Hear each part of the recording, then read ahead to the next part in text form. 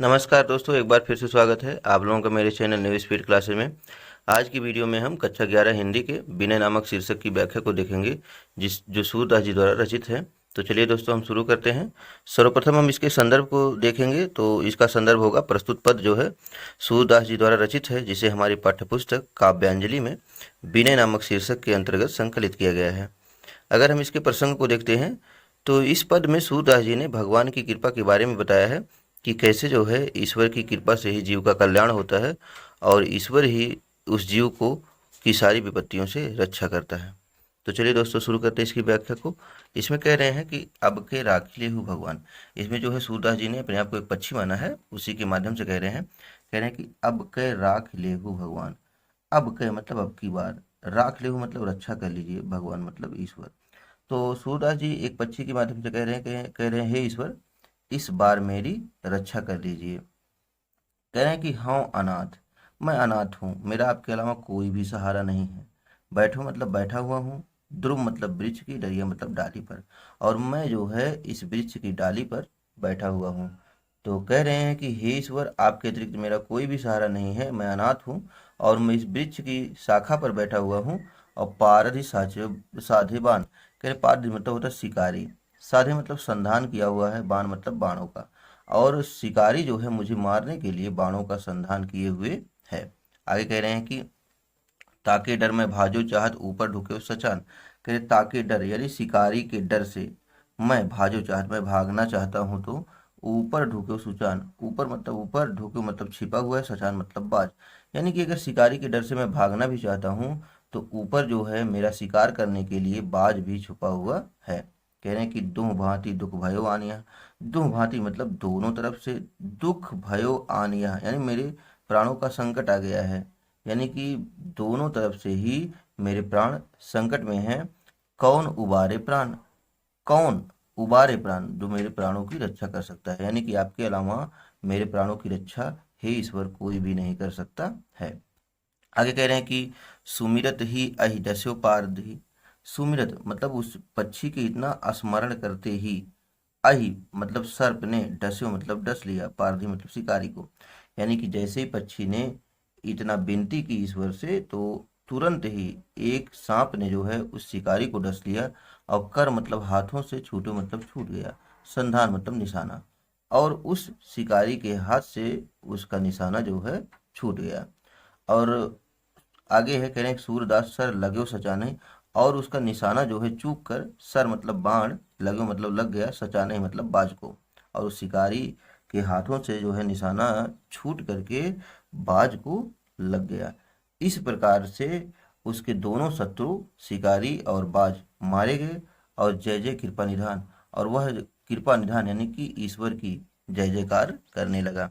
तो दोस्तों, अगर हम इसमें काव्य सौंदर्य को देखते हैं तो इस पद में सूरदास जी ने ईश्वर की कृपा पर विशेष बल दिया है। सूरदास जी पुष्टमार्गी भक्त थे और यहाँ पर शांत रस एवं भक्ति रस का इन्होंने जो है प्रयोग किया है। भाषा अगर देखते हैं तो ब्रज भाषा है। अलंकार यहाँ देखें तो ये अनुप्रास और अन्योक्ति अलंकार का यहाँ पे प्रयोग किया है इन्होंने। और अगर हम छंद देखते हैं तो छंद इसका गेय पद है।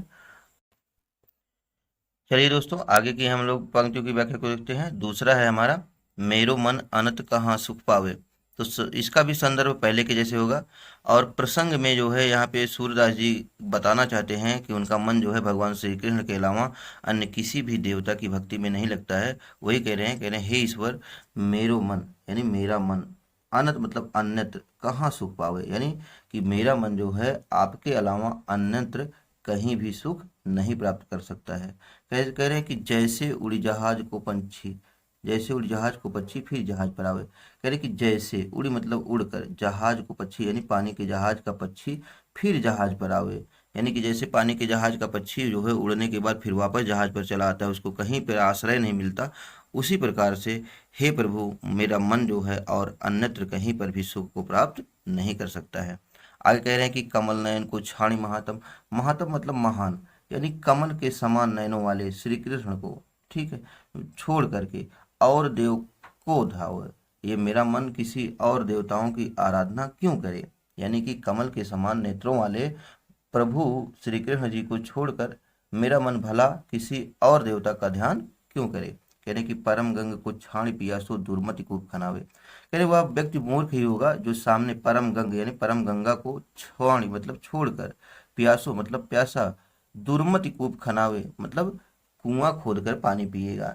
यानी कि वह जो है मूर्ख ही होगा जो अपनी प्यास बुझाने के लिए पवित्र गंगा जल को छोड़कर कुआं खोदने का प्रयास करता है।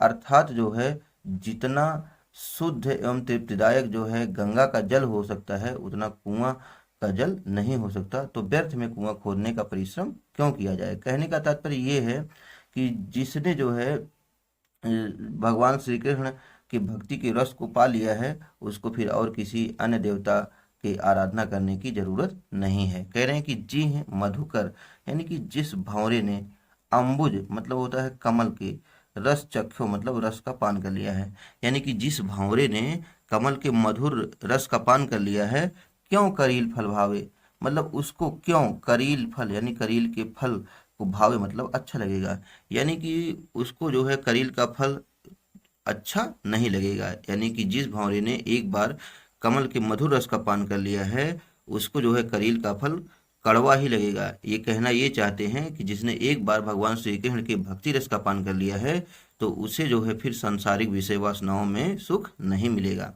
आगे कह रहे हैं सूरदास जी, सूरदास प्रभु कामधेनु तो छेरी कौन दुहावे। कह रहे हैं सूरदास जी, हे प्रभु आपकी भक्ति रूपी कामधेनु गाय को, यानी कामधेनु एक गाय होती है जो समस्त जो है कामनाओं की पूर्ति करने वाली होती है। तो यहाँ पे ये भगवान श्री कृष्ण की भक्ति को जो है कामधेनु कह रहे हैं। तो कह रहे हैं हे प्रभु आपकी भक्ति रूपी इस कामधेनु को छोड़ करके वो छोटे छोटे देवताओं रूपी जो बकरी हैं उनके दूध दुहावे मतलब उनके दूध की आकांक्षा मेरा मन भला क्यों करेगा।